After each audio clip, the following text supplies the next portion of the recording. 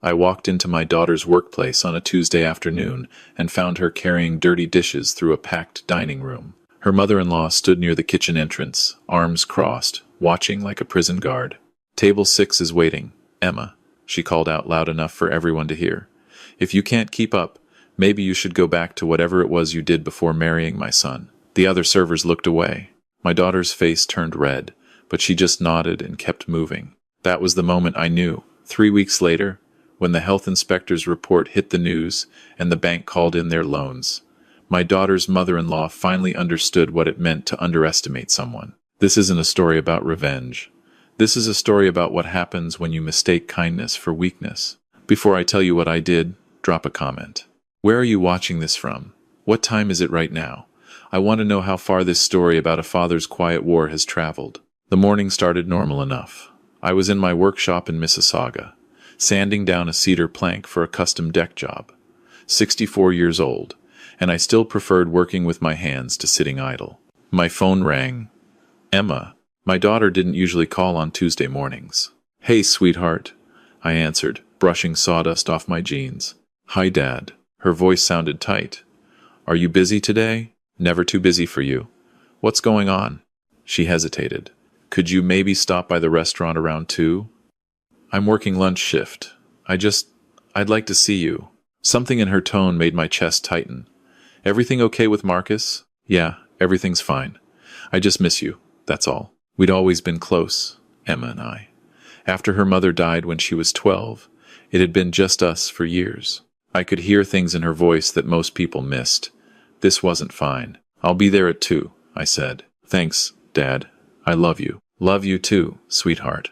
I hung up and stood there in my workshop, that old familiar weight settling in my gut. The same feeling I'd had the night before Emma's mother passed, when I knew something was wrong even though the doctor said everything was stable. My instincts had been right then.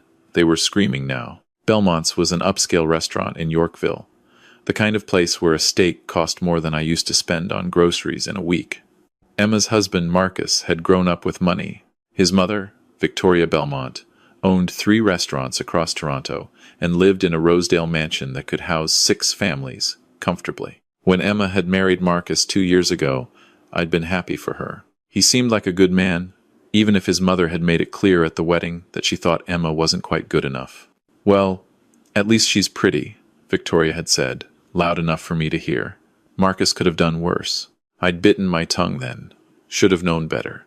I parked my pickup truck on a side street, feeling out of place among the BMWs and Audis. Inside, Belmont's was all white tablecloths and soft jazz. A hostess in a crisp black dress greeted me with a professional smile. "Just one for lunch, sir?" "Actually, I'm here to see my daughter, Emma Walker. She's working today." The hostess's smile flickered. "Oh, Emma, yes, she's. Let me get someone for you." She disappeared into the kitchen.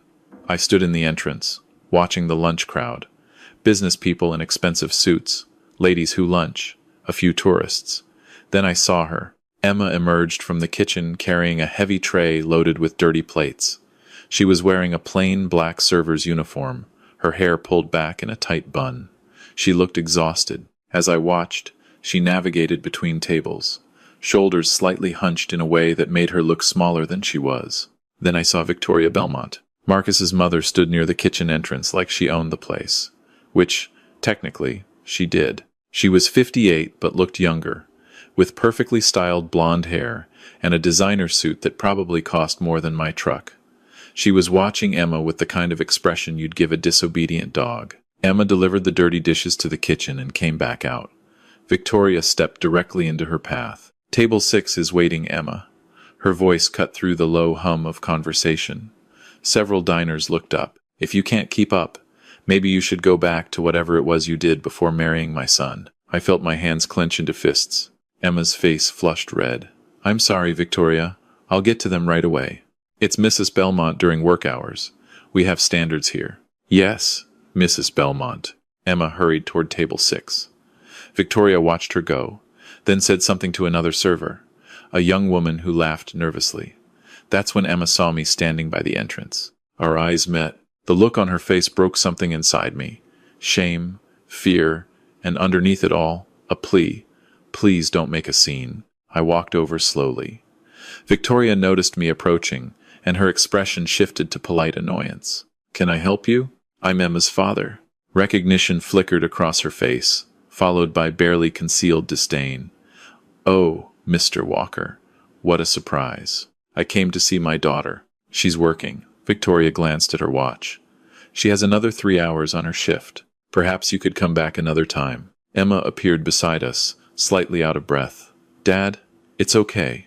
I'm actually really busy right now. I can see that. I looked at Victoria. Funny, I thought Emma had a business degree. Marketing, wasn't it? She does, Victoria said smoothly. But Marcus and I thought it would be good for her to understand the family business from the ground up. Can't manage what you don't understand, can you? How long has she been doing this? Victoria raised an eyebrow. Doing what, exactly? Serving tables. 3 months now. She's learning quite a lot, aren't you, Emma? My daughter nodded, not meeting my eyes.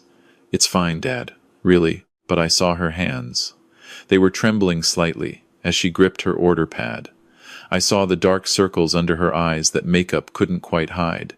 I saw the way she held herself, like she was trying to take up less space. Emma, can we talk outside for a minute? Dad, I really can't. She really can't, Victoria interrupted. We have a full dining room, and we're short-staffed as it is. Emma knew what she was signing up for when she married into this family. I looked at my daughter. She was 28 years old. I'd watched her graduate top of her class at Ryerson University. I'd watched her land a marketing position at a tech startup where she'd been thriving. And now she was here, being talked to like hired help by her own mother-in-law, while her hands shook. I understand, I said quietly. I'll let you get back to work, sweetheart. Relief and disappointment warred on Emma's face. Thanks for stopping by, Dad. I left. But I didn't go far. I sat in my truck for 10 minutes, hands gripping the steering wheel, trying to calm the rage building in my chest. Then I pulled out my phone and made a call. Raymond? It's Jack Walker. I need a favor. Raymond Chen and I had worked together for 30 years. He'd started as a building inspector with the city before moving into private consulting. If anyone could tell me about a building's secrets, it was Raymond. Jack, how have you been? I need you to look into a property for me. 3 properties, actually. Restaurants called Belmonts. I want to know everything. Building code compliance, health and safety records, permits, everything. Raymond went quiet for a moment. This official business or personal? Personal, very personal. Give me until tomorrow morning. That night, I drove to Emma's house in Etobicoke. It was a nice place, nothing extravagant by Belmont standards, but far nicer than anything I'd been able to give her growing up. Marcus answered the door in expensive loungewear, looking tired. Jack, this is unexpected. Is Emma home? She's sleeping. Long shift. He stepped aside. Come in. We sat in their living room. Tasteful furniture, probably chosen by Victoria. Photos on the mantel showed Emma and Marcus on their wedding day, both smiling. Marcus looked genuinely happy in those pictures. Now, he just looked worn down. How long has Emma been working at your mother's restaurant? I asked. Marcus rubbed his face. About 3 months. Why? Mom thought it would be good for her to learn the business. Emma wanted to contribute to the family. Emma had a job. A good one. She quit. Marcus wouldn't meet my eyes. Said she wanted to focus on family. Did she quit? Or did someone convince her to quit? He didn't answer. Marcus, I saw how your mother talked to her today. Like she was nothing. Mom's just strict. She built those restaurants from nothing. She has high standards. There's a difference between high standards and humiliation. Emma's fine. She's tougher than you think. I know exactly how tough my daughter is, I said quietly. Tough enough to put up with 3 months of being treated like garbage by her own family, because she loves you. Question is, are you tough enough to stand up for her? Marcus's jaw tightened. You don't understand the situation. Then explain it to me. The family business is complicated. Mom controls everything. The restaurants, the trust fund, all of it. If Emma and I want to build a future, we need to play by her rules, for now. For how long? I don't know. His voice cracked slightly. She says once Emma proves herself, she'll give us a real position in the company, management level. But it's been 3 months, and every time I ask, Mom says Emma needs more time. I stood up. You're letting your mother destroy your wife. It's not that simple. It is exactly that simple. But you're too comfortable to see it. I left before I said something worse. In my truck, I sat in their driveway and watched the lights in their house. One window on the second floor showed movement. Emma, probably unable to sleep. My phone buzzed. A text from her. "Thank you for not making it worse. I love you, Dad." I stared at that message for a long time. Not making it worse. As if the situation could be worse than watching your child be slowly crushed by people who were supposed to love her. I texted back, "I love you too. Trust me." The next morning, Raymond called at 7. "Jack, you're not going to believe what I found." I poured myself coffee and settled in. "Tell me." All 3 Belmont restaurants have serious code violations. Fire safety systems out of date, kitchen ventilation not up to standard, accessibility issues. The flagship location in Yorkville hasn't had a proper inspection in 4 years. How is that possible? Someone's been paying off inspectors or exploiting bureaucratic gaps. I did some digging. Victoria Belmont has connections with a couple of retired city officials. Nothing illegal on paper, but definitely questionable. What else? Financial records are interesting. The restaurants look profitable, but they're leveraged heavily. Victoria took out major loans 2 years ago to renovate the Yorkville location and open a 4th restaurant that never materialized. She owes the bank over $2 million. Payments are current, but barely. I felt that cold smile spreading across my face. The same one that had appeared when I realized how to handle the contractor who tried to cheat my crew out of wages back in 1998. "Can you document everything?" "Already did. Sending you the file now." "Jack, what are you planning?" "Just making sure everyone plays by the same rules." "Be careful. Victoria Belmont has lawyers. So does the city." I spent the next 2 days putting pieces together. I called Michael Torres, a friend who worked for the Toronto Star's investigative team. I called Sandra Okonkwo, who sat on the city council and had been pushing for stricter restaurant oversight. I called every contact I'd built up over 40 years in construction and real estate. By Friday, I had everything I needed. That evening, I drove to Victoria Belmont's mansion in Rosedale. The driveway alone was longer than most streets. I rang the doorbell and waited. A housekeeper answered. "Can I help you?" "I'm here to see Mrs. Belmont." "Tell her it's Jack Walker." The housekeeper looked uncertain but disappeared inside. A few minutes later, Victoria appeared, wearing silk loungewear that probably cost more than my monthly mortgage. "Mr. Walker, this is highly inappropriate. You can't just show up at my home. We need to talk about Emma." "Emma is my daughter-in-law. Our family matter doesn't concern you." "She's my daughter. That makes it my concern." Victoria sighed like I was a persistent mosquito. "Fine, 5 minutes." She led me to a sitting room filled with antiques and art. We didn't sit. "Emma needs to quit working at your restaurant," I said. "Excuse me?" "She needs to leave. Today. And you need to apologize for how you've treated her." Victoria laughed. Actually laughed. "Or what? You'll tell Marcus? He already knows. He understands this is for Emma's own good. Does he understand you're using his wife as free labor while you dangle promises of a management position you have no intention of giving her?" Her eyes narrowed. "My son's future with this family depends on Emma proving she can handle our standards. If she can't, perhaps they both need to reconsider their choices." "You mean if she can't accept being humiliated, you'll cut Marcus off financially?" "I mean that family businesses require sacrifice. Emma knew what she was marrying into. She married your son, not an indentured servitude contract." Victoria's expression hardened. "Mr. Walker, I don't know what you think you can accomplish here, but I suggest you leave. Now, before I call security." I pulled out my phone and showed her the screen. A PDF file titled Belmont Restaurants Code Violations. Comprehensive Report. What is this? Everything. Fire code violations at the Yorkville location. Expired permits at King West. Health and safety issues across all 3 restaurants. Plus financial records showing you're overextended and 1 bad quarter away from bankruptcy. The color drained from her face. "Where did you get this?" "I've been in construction for 40 years, Victoria. I know people, inspectors, journalists, city officials, people who care about public safety. This is extortion." "No.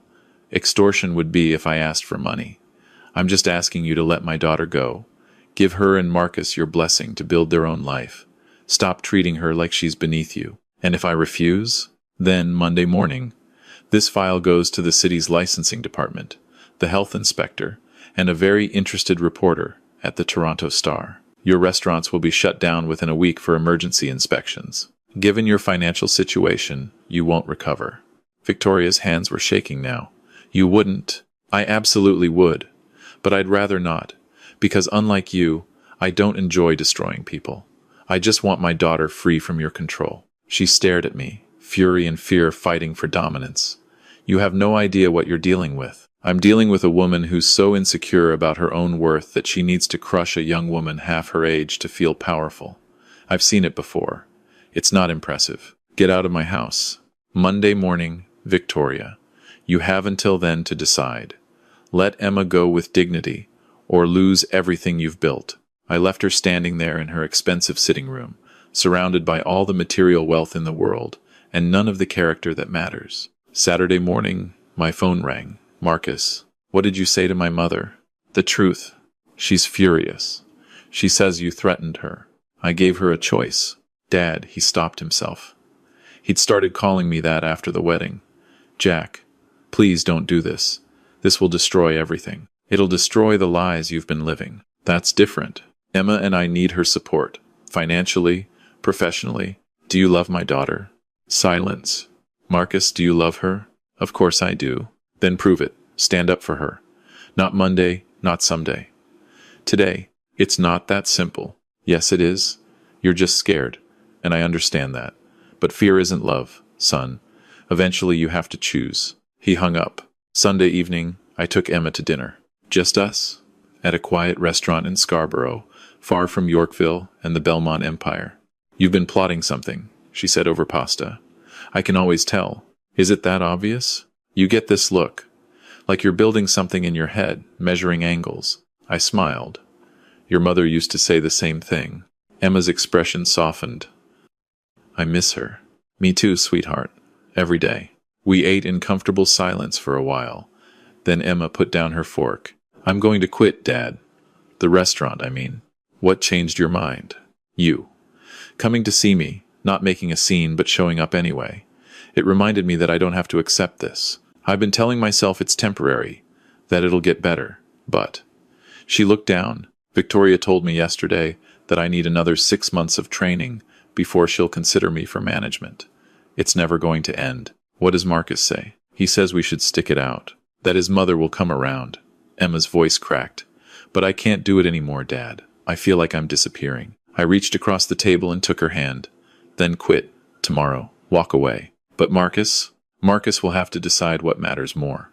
His mother's approval or his wife's dignity. Tears filled her eyes. What if he chooses her? Then you'll know. And you'll rebuild. You're only 33 years old, Emma. You have your whole life ahead of you. I'm scared, I know. But you're also stronger than you think. You survived losing your mother when you were 12. You put yourself through university working 2 jobs. You built a career. This is just another challenge. And this time, you're not alone. She squeezed my hand. What would I do without you? Let's hope you never have to find out. Monday morning, everything happened at once. At 9 a.m., Emma walked into Belmont's Yorkville location and handed Victoria her resignation letter. I wasn't there, but Emma told me later that Victoria had turned purple and threatened to have Marcus divorce her. Emma had simply walked out. At 9:30, the Toronto City Licensing Department received an anonymous tip about code violations at all 3 Belmont locations. By 10, inspectors were dispatched. At 11, the Toronto Star published an online article titled Luxury Restaurants Operating with Expired Safety Permits. Investigation underway. At noon, the bank that held Victoria's loans called for an emergency meeting. I spent the day at a construction site in North York, pretending to supervise while my phone blew up with messages. Marcus called 6 times. I didn't answer. Victoria called twice, screaming on the voicemail about lawsuits and revenge. I deleted them. Emma called once, around 2. Dad, what did you do? What needed to be done? The news is saying Victoria's restaurants might be shut down. Did you? I gave her a choice, Emma. She could have let you go quietly. She chose to threaten and intimidate instead. Marcus is devastated. Where is he now? With his mother. She's having a breakdown, apparently. Emma sounded tired. He hasn't called me. Give him time. What if he doesn't choose me? Then you'll know he was never yours to begin with. The inspections took 3 days. All 3 Belmont restaurants were temporarily closed for emergency code violations. Victoria hired expensive lawyers, but the evidence was overwhelming. She'd been cutting corners for years, and now it had caught up with her. The financial pressure was immediate. With no revenue and loan payments due, Victoria was forced to sell 2 of the 3 restaurants to cover debts. The Yorkville flagship remained, but under new management, after the bank insisted on oversight. Marcus finally called me on Thursday. "Are you happy now?" His voice was raw. "My mother lost everything she built. 30 years of work, gone. She lost what she stole." Marcus. Those violations weren't fabricated.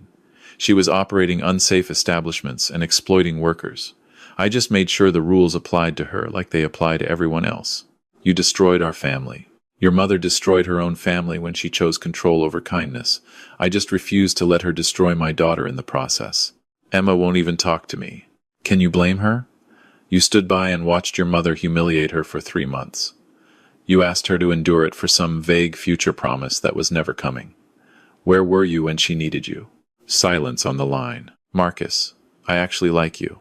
I think under all that fear and conditioning, you're a good man. But you have to decide who you want to be. Your mother's son, or Emma's husband. You can't be both anymore. He hung up without answering. 2 weeks later, Emma filed for divorce. She cried when she told me, sitting in my workshop while I sanded a piece of maple. I really thought he'd choose me, Dad. I'm sorry, sweetheart. He said he can't forgive what you did to his mother. That family is supposed to protect each other. She laughed bitterly. The irony. You deserve better. Do I? Maybe Victoria was right. Maybe I'm not good enough for. Stop. I put down my sandpaper and looked at her. Listen to me, Emma. Your worth has nothing to do with Victoria Belmont's opinion or Marcus's choices. You are brilliant, kind, and strong. The fact that they couldn't see that is their failure, not yours. She wiped her eyes. I quit my old job for him. I gave up my apartment. Now I'm starting over at 33. Starting over isn't the same as going backwards. You have experience now. You know what you won't tolerate. That's valuable. I just feel so stupid. Love isn't stupid. Trusting people isn't stupid. They betrayed that trust. That's on them. She stayed in my workshop that afternoon, watching me work, like she used to when she was little. Some silences are healing. 6 months later, Emma landed a senior marketing position at a tech company in Waterloo. Better pay than her old job, better title, better everything. She moved to an apartment near the office and started rebuilding her life. I helped her move on a Saturday in October, carrying boxes up 3 flights of stairs and feeling every one of my 64 years. You know, you could have hired movers, she teased. And miss quality time with my daughter? Never. As we unpacked books in her new living room, she showed me her phone. A text from Marcus. I made a mistake. Can we talk? What are you going to do? I asked. Nothing. I'm done being someone's second choice. She put her phone away. Besides, I met someone. Oh? His name is David Chen. He's a software engineer at the company. We've been getting coffee. She blushed. He's nice. Normal nice. Not pretending to be nice. I'd like to meet him. I'll let you run your intimidating father routine first, then introduce you. She smiled. He's actually excited to meet you. Says anyone who stood up to the Belmont family like that must be worth knowing. Smart man. As I drove home that evening, taking the 401 through the autumn sunset, I thought about Victoria Belmont. I'd heard she was working as a restaurant consultant now, helping other people's businesses since hers had failed. Marcus had moved to Vancouver, apparently trying to rebuild his life away from his mother's shadow. I didn't feel satisfaction. I didn't feel regret either. Just a quiet completion, like finishing a difficult construction project. You do what needs to be done, and then you move on. 3 years later, Emma married David in a small ceremony in Prince Edward County. I walked her down the aisle, this time to a man who looked at her like she hung the moon. During the reception, she pulled me aside. Thank you, Dad, for everything. You don't have to thank me for being your father. Not just for that. For showing me that protecting yourself isn't selfish. That standing up to powerful people is possible. That you don't have to accept cruelty just because it comes from family. She kissed my cheek. You gave me permission to value myself. You always had that permission, sweetheart. You just needed a reminder. As I watched her dance with her new husband, I thought about what I'd want other parents to understand. Sometimes protecting your children means stepping back and letting them make their own choices. But sometimes it means stepping in and fighting battles they're too close to see clearly. The key is knowing the difference. Victoria Belmont taught my daughter that love requires sacrifice and submission. I taught her that real love requires respect and equality. One of us was right. Emma chose her own path in the end.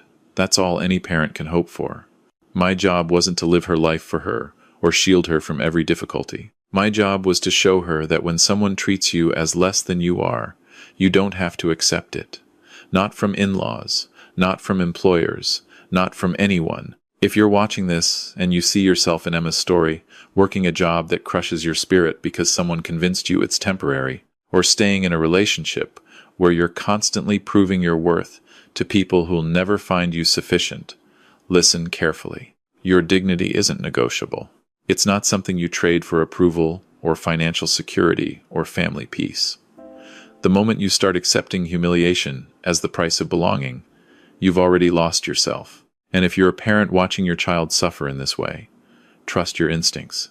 Society tells us to stay out of our adult children's business, to let them make their own mistakes. Sometimes that's right. But when you see someone systematically destroying your child's sense of self-worth, when you watch them shrink and dim and lose the light that made them who they are, you have a choice to make. You can respect boundaries and watch them break. Or you can intervene with love and strategic action, understanding that sometimes protection looks like giving people the information they need to make better choices. I gave Victoria Belmont information. I gave Marcus information. I gave Emma information. What they did with it was up to them. But I made sure the playing field was level. I made sure my daughter understood she had options. That's not revenge. That's love. Where are you watching this from? Have you ever had to stand up to someone powerful to protect someone you love? Drop a comment below. Share this story if you believe dignity matters more than comfort. And remember this: the people who demand you prove your worth over and over are the ones who can't see it to begin with. Find the ones who recognize your value from the start. They're the only ones worth keeping. Subscribe if you believe family means building people up, not tearing them down. And if you're facing something similar, remember, you're not alone. Sometimes all it takes is one person refusing to accept the unacceptable to change everything.